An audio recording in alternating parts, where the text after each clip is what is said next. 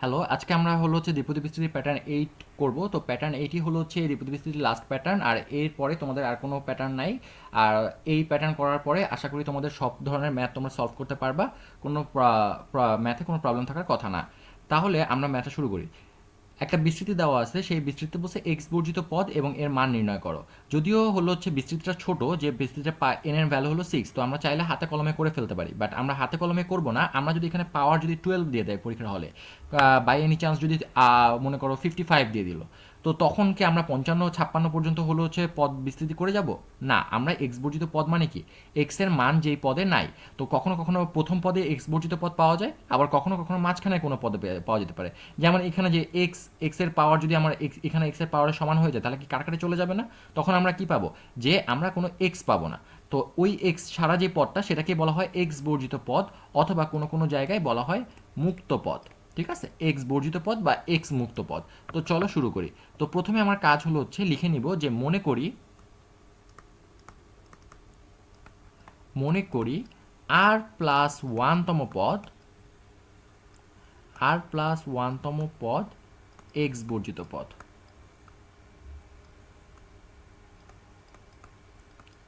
X বর্জিত পদ। ওকে, তাহলে আমরা আর প্লাস ওয়ানের তম পদের ফর্মুলা অ্যাপ্লাই করে ফেলি এই বিস্তৃতির উপরে। তাহলে আর প্লাস ওয়ানতম পদের ফর্মুলা কী হবে, এন সি আর, এন এর ভ্যালু 6, তাহলে 6 CR। এ কি, এ হলো হচ্ছে আমার x/2 whole to the power 6 - আর বি এর ভ্যালু কি, 1/x² টু দি পাওয়ার আর। ওকে, তো চলো আমরা এখন এটাকে সমাধান করব, ছোট করে ফেলবো যাতে সিম্পলিফাই করে ফেলতে পারি ইজিলি।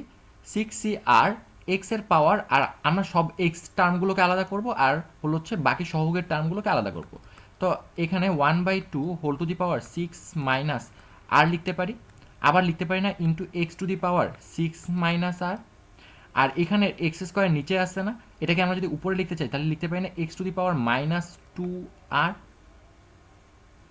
ওকে, তাহলে আমরা এখানে 6 CR এটাকে নিয়ে আর কোনো কাজ করব না, এই পাশে যে টার্মটা আছে হাফ, এটাকে নিয়েও কোনো কাজ করব না, 6 - আর।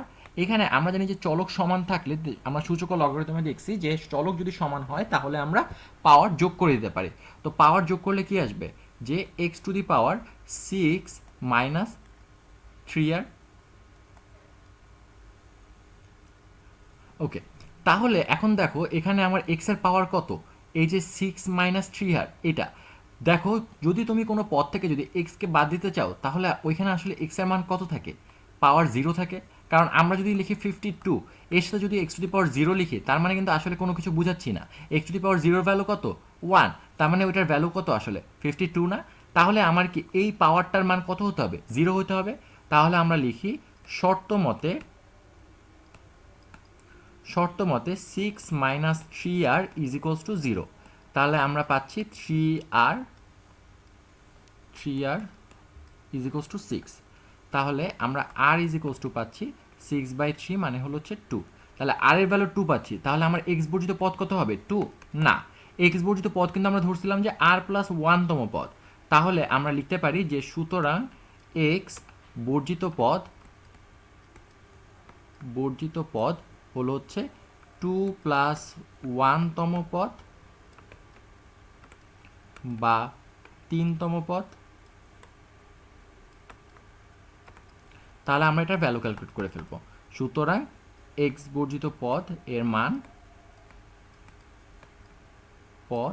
এর মান সমান সমান, আমরা চাইলে হলো হচ্ছে প্রথম থেকে ক্যালকুলেট করতে পারি, এই যে এইখানে মান বসায়, বা আমরা চাইলে এইখানে মান বসে দিতে পারি।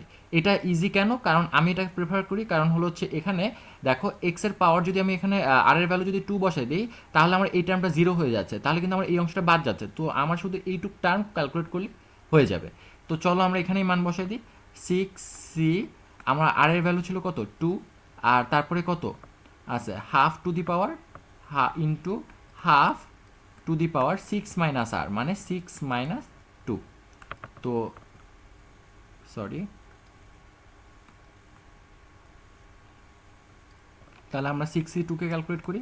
আমরা জানি এটাকে ভাঙলে কী পাবো, 6 × 5 আর 1 × 2, আর এখানে ইন্টু হাফ টু দি পাওয়ার লেখা যায় হলো হচ্ছে 4।